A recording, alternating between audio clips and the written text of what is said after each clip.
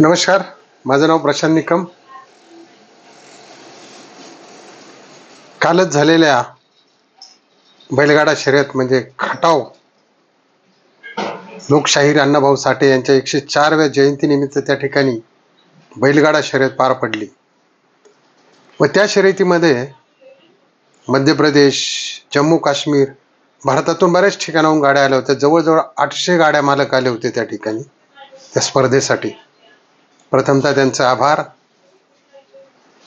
कारण बैलगाडा ही महाराष्ट्राची शान आहे.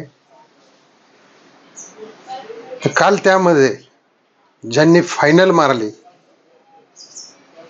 सलग 14 मैदान मारणारा बुलढाणा एक्सप्रेस बब्या, फौजी ग्रुपचा बब्या आणि आपल्या लाडके निंबाळकर सर यांचा सर्जा, हिंद केसरी सर्जा, या जोडीने काल फायनल मारली.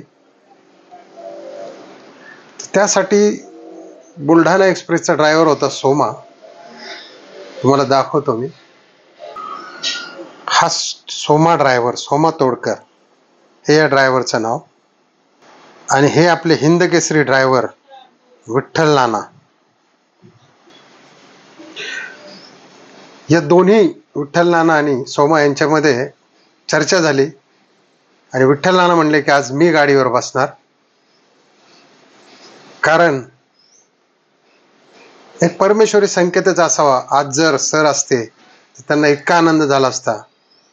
यामध्ये बब्या, सर्जा आणि विठ्ठल नाना यांचं श्रेय खरोखर महत्त्वाचं मानलं जातं. आणि त्या ठिकाणी गाडी पहिली आली. सर्जाच्या एका साईडच्या बाजूला लिहिलं होतं मालकासाठी पळ सर्जा, आणि दुसऱ्या बाजूला लिहिलं होतं निंबाळकर सरांचं कालीच. मित्रांनो, खरोखर सरांचा जीव आहे हा सर्जा बैल, त्यांनी सांगितलंच होतं. आणि सर्जाने काय पळाला काल, खरोखर सर्वात मोठी श्रद्धांजली म्हटलं तर ही खटाव मैदानावर झालेली स्पर्धा निंबाळकर सरांसाठी एक खूपच जबरदस्त म्हणावी लागेल.